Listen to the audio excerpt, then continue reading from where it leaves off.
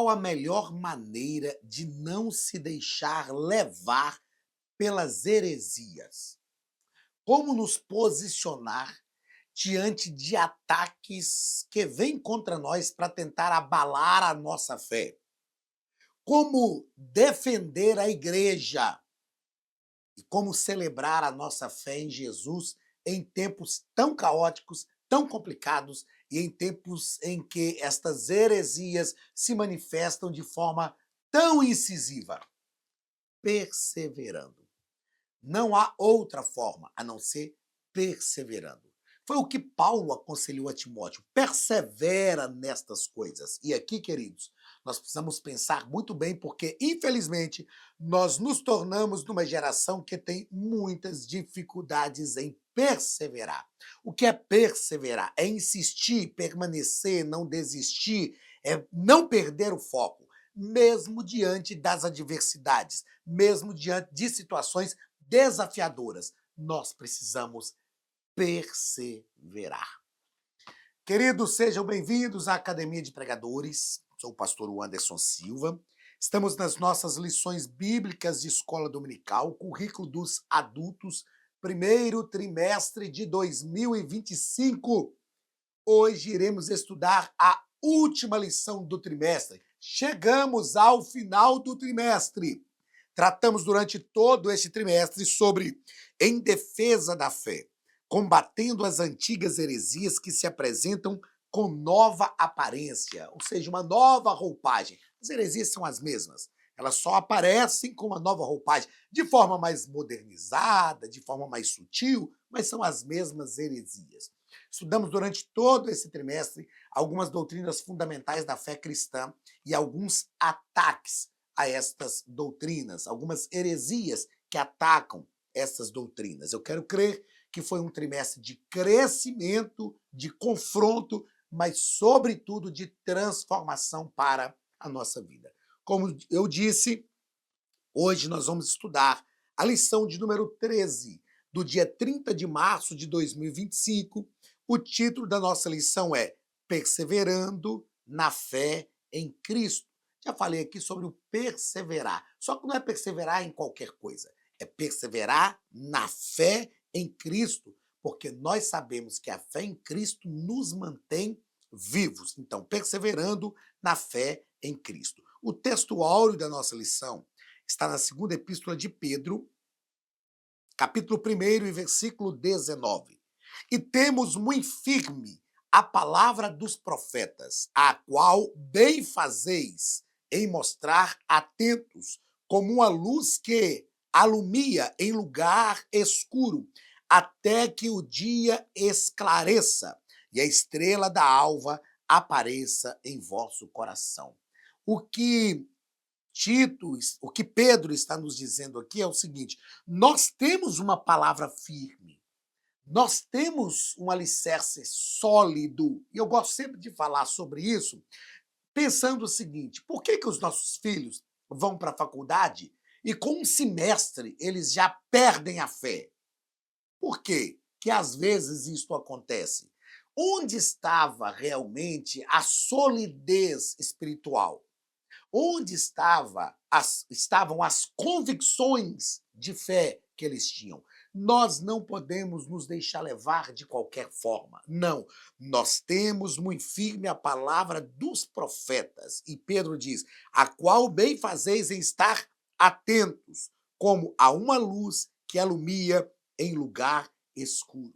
Então, esta é a palavra na qual devemos estar firmados. Verdade prática.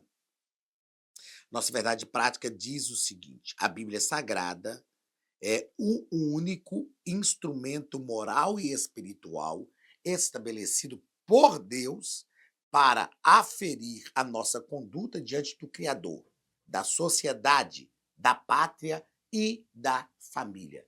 A Bíblia Sagrada é o nosso instrumento moral, ela é a nossa norma de fé. A Bíblia Sagrada é a régua que deve nos medir. A Bíblia Sagrada é o espelho onde nós devemos nos olhar e ela deve nos confrontar. A palavra de Deus. Eu gosto sempre de dizer que Bíblia não é coisa de crente, é coisa de gente.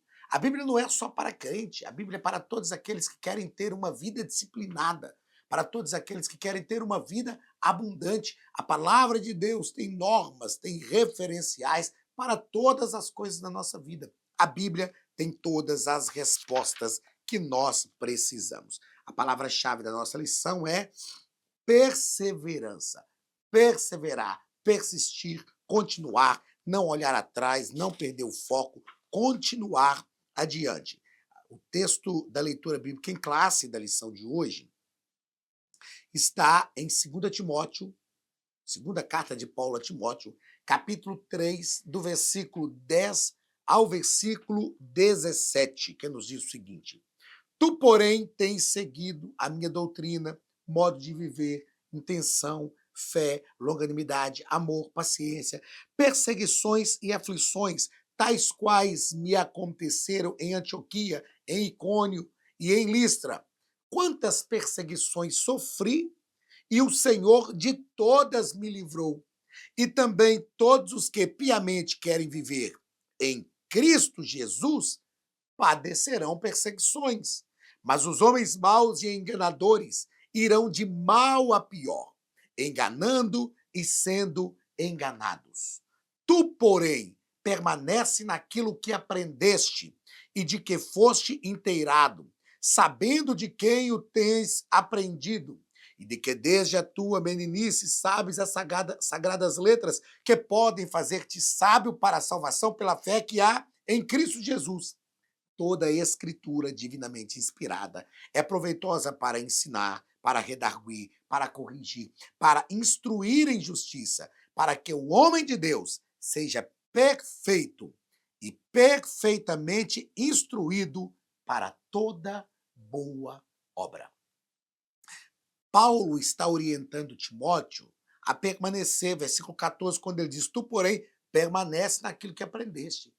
Meus irmãos, uma das coisas que tem acontecido muito hoje em dia é as pessoas não permanecerem naquilo que aprenderam, desanimarem, pararem em algum momento da fé, desistirem. Nós precisamos aprender a permanecer, estar sempre no mesmo lugar. Ainda que venham os vendavais, ainda que as coisas mudem. A gente sabe que o mundo que nós vivemos hoje é um mundo transitório, ó, o mundo faz assim, ó, ele vai e volta. Mas nós precisamos permanecer, persistir, perseverar, ter persistência. Primeiro ponto da nossa lição, o nosso escritor, pastor Ezequiel Soares, vai tratar sobre: diante das heresias é preciso perseverança. Perseverança. Não desistir. Porque as heresias, eu gosto sempre de usar essa seguinte fala: ó, o diabo, ele sempre ataca do mesmo jeito. Só que ele ataca uma vez, duas, três, a gente vai resistindo, resistindo. E ele continua atacando até um dia que a gente não está vigilante e ele fura o bloqueio. Então nós precisamos só persistir. Não precisa fazer nada novo, inventar nada novo. É só crer naquilo que nós já temos. Aliás, o apóstolo Paulo disse isso ao escrever a carta aos Colossenses: se eu vos pregar outro evangelho, se o anjo do céu vos pregar outro evangelho, que seja anátema. Então nós precisamos só persistir naquilo que nós já aprendemos, que nós já fomos inteirados. Vamos lá. Primeiro parágrafo do primeiro ponto: os falsos mestres. Os falsos mestres. As duas epístolas a Timóteo, classificadas como epístolas pastorais, juntamente com a epístola ou carta, né, a Tito, destacam-se também pelo seu caráter apologético. O que é apologia? É o que nós tratamos aqui durante esse trimestre. É a defesa da fé. É claro que, como nós já falamos, Paulo está ensinando o ofício pastoral para esses dois líderes, mas ele está também construindo uma apologia, ou seja, a defesa da fé. Ele está falando de coisas que vão manter a fé cristã. Eu disse na primeira lição desse trimestre que a apologia, que é a defesa da fé, na sua gênesis, ela só se preocupava em defender a fé. A apologia entendeu o seguinte: olha, se nós defendemos, os mesmos argumentos que nós usamos para defender a fé são os argumentos que nós devemos usar também para proclamar a fé. Então, a apologia passou também a fazer uma proclamação da fé não só defender, mas fazer também uma proclamação da fé. É um combate que ocorre desde o começo. A gente vai perceber aqui que Paulo ele orienta Timóteo, orienta Tito a combaterem em favor da fé que uma vez foi dada aos santos. Então é um combate que existe desde o começo e nós precisamos continuar combatendo para a glória do nome de Jesus. Segundo parágrafo do primeiro ponto, a experiência apostólica. O apóstolo, tá, faltou selecionar, o apóstolo elogia a perseverança de Timóteo na fé e na doutrina em tempos tão difíceis. As perseguições, Paulo deixa claro, são uma referência à experiência da primeira viagem missionária juntamente com Barnabé. Ele está dizendo, olha, você viu que eu sofri perseguições. Você entendeu que eu sofri perseguições. Depois aqui o nosso escritor vai tratar também dessa quando Paulo diz que Timóteo acompanhou, isso aconteceu depois, né, dessas perseguições, e Timóteo na época ainda não fazia parte dessa comitiva que Paulo sofreu nessa primeira viagem missionária, mas tudo indica que Timóteo vivia na região e a sua mãe, que era crente, sem dúvida, membro da igreja, então eles participaram, ouviram falar, ficaram sabendo, e por isso que Paulo usa essa linguagem, é, e que também Paulo fala ó, você tem acompanhado isso, tem visto as perseguições e aflições tais quais me aconteceram em Antioquia, em Listra, quantas perseguições sofri, e o Senhor de todas me livrou. Paulo fala com Timóteo, tem seguido a minha doutrina, modo de viver, intenção de fé, longanimidade, amor, paciência. Ou seja, Paulo tem certeza que Timóteo acompanhava.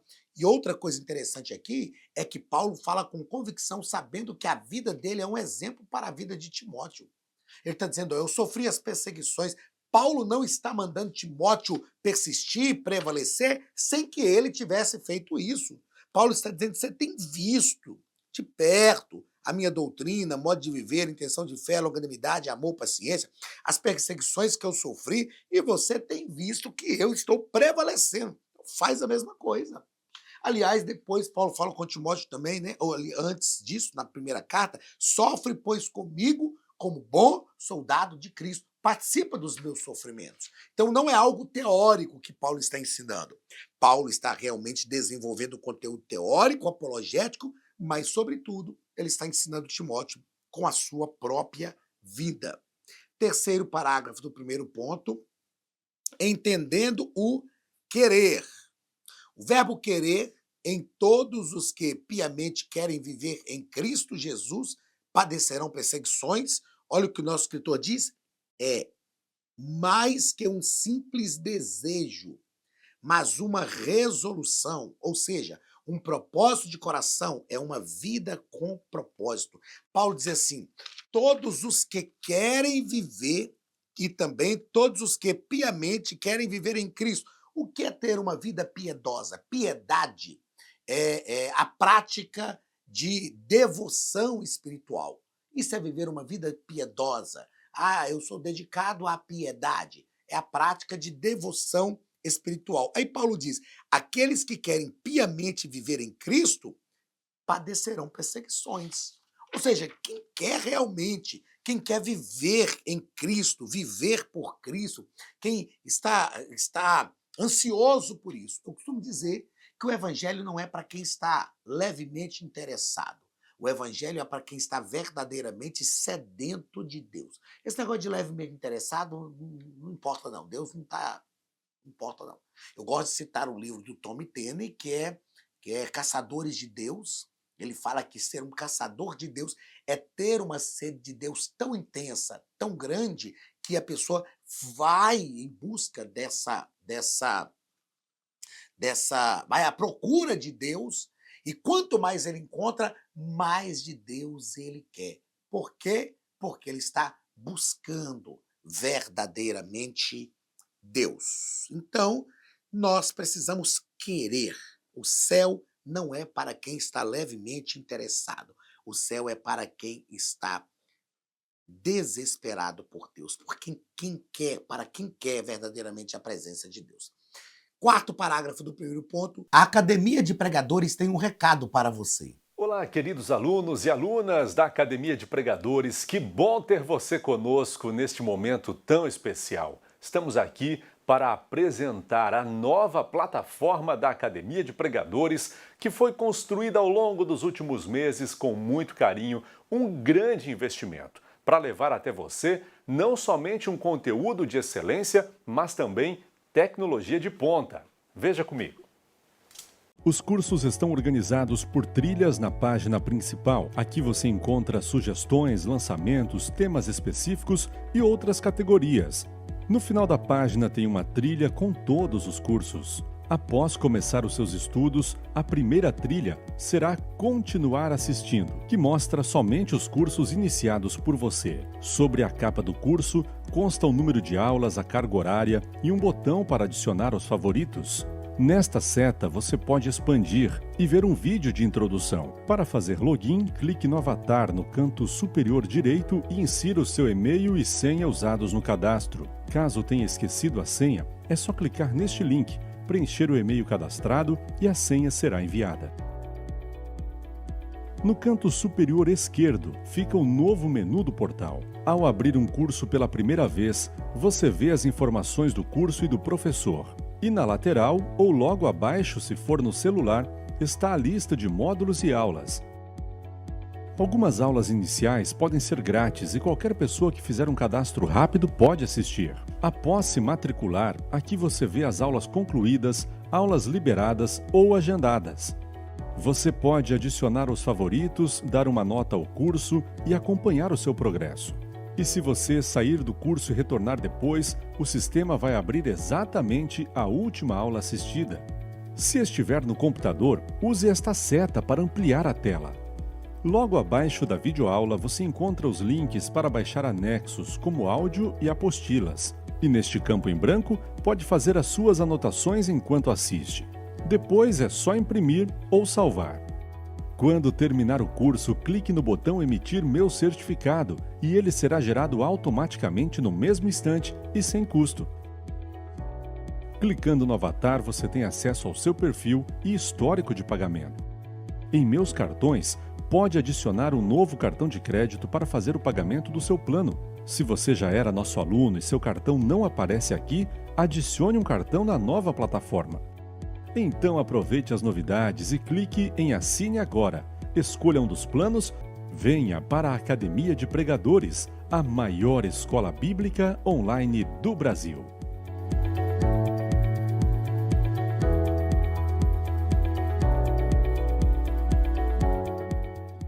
Primeiro ponto, característica dos enganadores, que Paulo cita no versículo 13. Mas os homens maus e enganadores irão de mal a pior, enganando e sendo enganados. Aqui, o termo usado para impostores é goês, uma palavra que aparece não só uma vez no Novo Testamento, ela aparece na Septuaginta e é traduzida como embusteiro, impostor, feiticeiro, charlatão, encantador.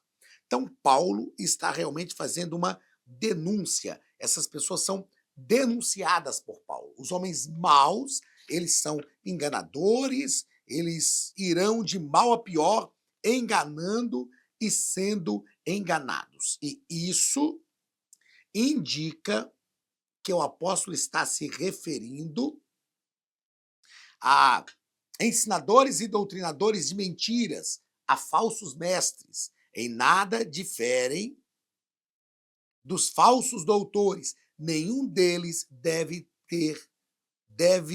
nenhum deles teve futuro promissor. Ou seja, Paulo está falando, olha para esses homens. Ao olhar para a vida deles, você já vai perceber o que eles realmente estão fazendo. Ou seja, pelos seus frutos os conhecereis. Os falsos mestres, eles são os piores inimigos do povo de Deus. Porque os inimigos declarados, a gente sabe que são os inimigos de Deus e pronto. Agora, aqueles que estão entre nós, que se passam por ovelhas, mas são lobos vorazes, esses são os piores. e nós devemos rechaçá-los, rejeitá-los e não dar espaço para eles entre nós. Segundo ponto da nossa lição: aprendendo, sendo inteirado e sabendo. Olha só que é uma ideia evolutiva. Aprendendo, sendo inteirado, ou seja, o aprendizado ele é profundo, e sabendo, é quando eu pratico. Quando é que eu sei que eu realmente ando de bicicleta? Quando eu estou andando, ou seja, quando eu tenho a prática. Então, eu aprendo, eu sou inteirado, o conhecimento entra em mim, me domina, e eu sei quando eu pratico. Primeiro parágrafo: de quem Timóteo aprendeu as sagradas letras. Esse contexto, segundo Timóteo, mostra que a fonte de autoridade de aprendizagem de Timóteo são as sagradas letras. E o nosso escritor vai destacar para a gente que Paulo utiliza no plural. Paulo utiliza no plural o termo grego tinon, que literalmente significa dos quais. Isso permite as seguintes traduções. Você sabe quem foram os seus mestres na fé cristã. Outra tradução: pois conhece aqueles de quem aprendeu. Outra: confiar naqueles de quem você aprendeu desde a sua infância. Ou seja, Paulo está falando com Timóteo assim: você sabe que você aprendeu de pessoas certas. Você aprendeu com a sua mãe, com a sua avó, e agora você tem aprendido comigo. Você sabe quem foram os seus mestres na fé cristã. Você conhece aqueles de quem aprendeu. Você precisa confiar naqueles de quem você aprendeu. Ou seja, Paulo está dizendo para Timóteo: olhe para quem te ensinou e perceba se você vê nele não somente palavras, mas ações. Meus queridos, as nossas ações devem ser um reflexo daquilo que nós falamos, do nosso ensinamento. E isto Paulo tinha de sobra, né? Paulo tinha isso de forma tão intensa que ele dizia assim: sede meus imitadores, porque eu sei que eu estou imitando Cristo. Sede meus imitadores, assim como eu imito Cristo. Segundo parágrafo do segundo ponto: permanecendo firme nas sagradas letras. Timóteo é exortado a permanecer firme, a não desistir, por duas razões principais. A primeira razão, porque sabia de quem tinha aprendido, e a segunda razão, porque são as sagradas letras, os escritos sagrados da Bíblia. Então, ele precisava entender essas duas coisas. O que ele aprendeu de sua mãe e de sua avó era uma herança espiritual muito útil para o exercício do ministério sob a orientação paulina. Aqui nós temos algo maravilhoso que é preciso exteriorar. A educação cristã começa em casa, viu, gente? Não é na igreja. Aliás, desde o Antigo Testamento, quando o Senhor deu a lei para Moisés, ele disse para o povo: ensinarás isto para os vossos filhos, assentado nas vossas mesas, ao se levantar, ao se deitar e ao se levantar, andando pelo caminho. Felizmente, nunca é demais falar, é uma verdade que todos já sabem, mas nunca é demais falar que tem gente que acredita que a igreja que é responsável pela educação religiosa dos filhos. E aí exige, não, o pastor tem que ensinar, o departamento infantil tem que ensinar. E você? O que você está ensinando para os seus filhos? O que os nossos filhos ouvem na mesa de jantar? Será que eles ouvem a gente só falar mal? Ou eles ouvem a gente dizer: não, a igreja é uma bênção, a comunidade de fé é um lugar onde nós estamos ali para crescermos, para sermos restaurados? O que eles ouvem? O que eles aprendem com as nossas atitudes?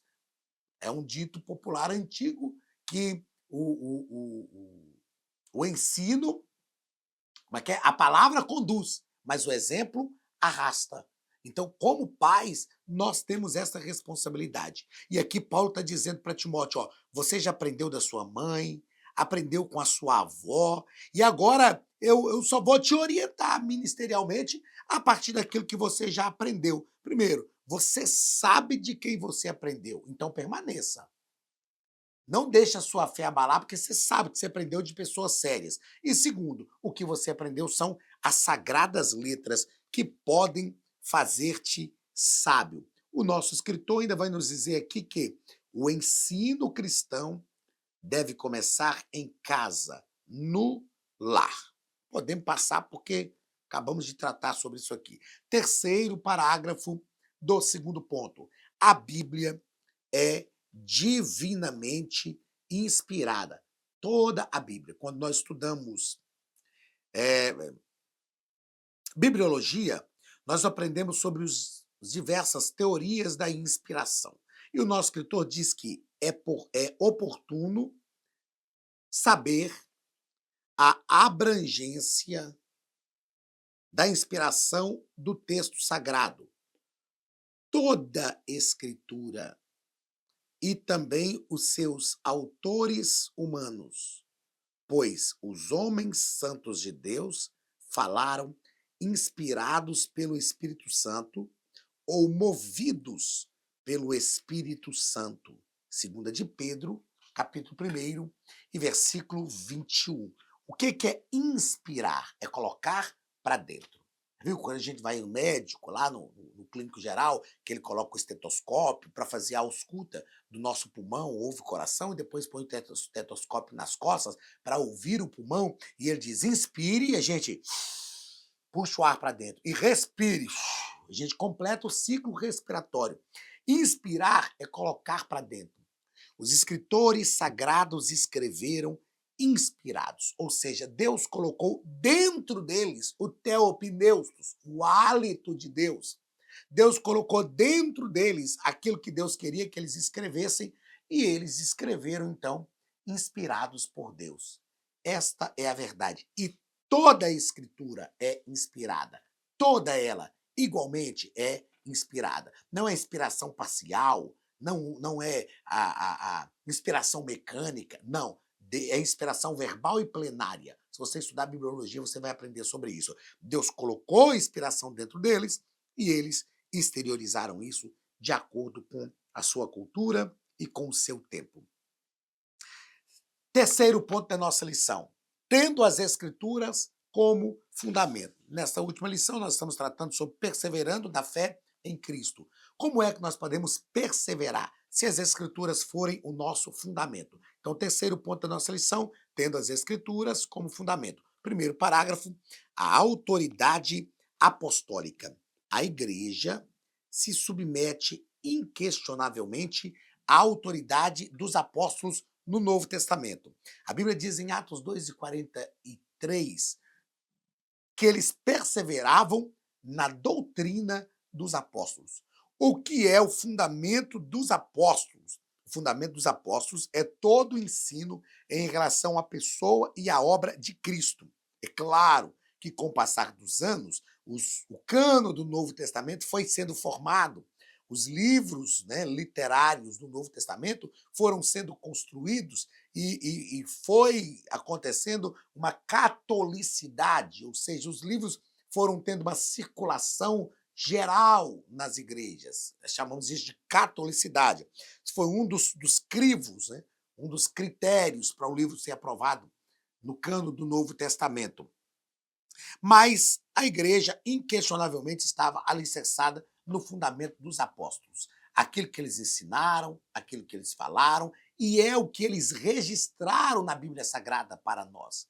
E esse tem que ser o nosso fundamento, porque o nosso modelo de igreja é a igreja primitiva, e perseverava na doutrina dos apóstolos, na comunhão, no partir do pão, nas orações. É o que nós precisamos fazer também. Tudo o que nós precisamos para perseverar já está na nossa mão, já está aqui, ó, conosco. A palavra de Deus, a Bíblia Sagrada, tudo o que nós precisamos já está à nossa disposição. Segundo parágrafo do terceiro ponto, a abrangência. A abrangência. Em muitas passagens do Novo Testamento, nos diz aqui o nosso escritor, o termo escritura. Escritura no plural, ou no plural escrituras, refere-se ao Antigo Testamento. Escritura ou escrituras refere-se ao Antigo Testamento. Mas o contexto da expressão paulina, toda escritura é inspirada por Deus, não se restringe apenas ao Antigo Testamento. E sabemos disso porque a intenção do Espírito Santo é mostrar que se trata de todos os 66 livros da Bíblia. Quando Paulo está dizendo que toda escritura é inspirada por Deus, ele está falando de toda a Bíblia, o cano sagrado. Repito, ao estudar bibliologia, a gente aprende sobre isso, a formação do cano do Novo Testamento e depois a formação do cano do Antigo Testamento primeiro e depois a formação do cano do Novo Testamento. O cano do Novo Testamento foi validado, vaticinado, autenticado por volta do ano 313 depois de Cristo, quando foram aceitos os 27 livros do Antigo Testamento. O cano do Antigo Testamento com seus 66 livros. No cano hebraico, no cano judaico era diferente, porque alguns livros eram juntos, 1º e 2º Samuel, 1º e 2º Crônicas, 1º e 2º Reis, eram livros juntos. Esdras e Neemias eram um livro só. E foram feitas algumas divisões de forma pedagógica para a gente. Mas o que Paulo está dizendo é que toda escritura, está falando da escritura como um todo, toda a escritura é realmente inspirada por Deus. Tanto a escritura quanto os escritores que escreveram. E o último ponto da nossa lição, terceiro parágrafo do terceiro ponto, o manual de Deus. A Bíblia é proveitosa para ensinar. Eu gosto disso aqui, ó. Ela é proveitosa para ensinar, para redarguir, para corrigir e para instruir em justiça, não só para obreiros, mas para equipar qualquer pessoa que leia as Escrituras para toda boa obra. O que é cada um desses 4 propósitos pastorais da Bíblia? Ensinar. Ensinar é pegar pela mão, é conduzir no caminho. Ensinar é discipular, é gerar na pessoa o ensino, é impregnar o ensino na pessoa. Redarguir. Redarguir é um ensino corretivo antes que a pessoa fale. É um ensino doutrinário. Redarguir é isso. Redarguir tem a ideia de ensinar e perguntar se a pessoa aprendeu. Ensinar e dar uma prova para ver se a pessoa realmente interiorizou o aprendizado. Redarguir é isso. É ensinar de forma doutrinária, de forma instrutiva. Corrigir é apontar o erro, apontar o porquê do erro, a consequência do erro, mas apontar o caminho para a correção. Isso aí é a exortação, é a palavra instrutiva. E o instruir em justiça, né? Tanto a justiça que fala de relacionamento humano, quanto a justiça de Deus, que é a justificação de Deus para a nossa vida, a fim de gerar a salvação. A palavra de Deus tem esse poder, a palavra de Deus deve exercer essa autoridade na nossa vida e todos nós devemos refletir a palavra de Deus a partir do momento em que a palavra de Deus se torna verdadeiramente parte de nós. É isto que nós precisamos para manter a nossa fé em Cristo, para suportar as provações, as adversidades e, sobretudo, para suportar as heresias que vêm contra a nossa vida e mantermos a nossa fé viva em Cristo Jesus. Muito bem, queridos, chegamos ao final de mais um trimestre. E eu gosto sempre de dizer que é sempre um prazer ter você aqui conosco, a sua audiência. Obrigado por estarmos juntos mais um trimestre aqui na Academia de Pregadores. Na semana que vem iniciamos o próximo trimestre, o segundo trimestre de 2025, e eu conto com você, com a sua companhia, para juntos crescermos em graça, conhecimento diante de Deus e diante dos homens. Deus te abençoe, que o Espírito Santo guarde a sua mente, guarde o seu coração e produza crescimento, sobretudo perseverando na fé em Cristo. Um grande abraço do pastor Anderson Silva e da Academia de Pregadores. Até a semana que vem, no início do segundo trimestre de 2025, em nome de Jesus.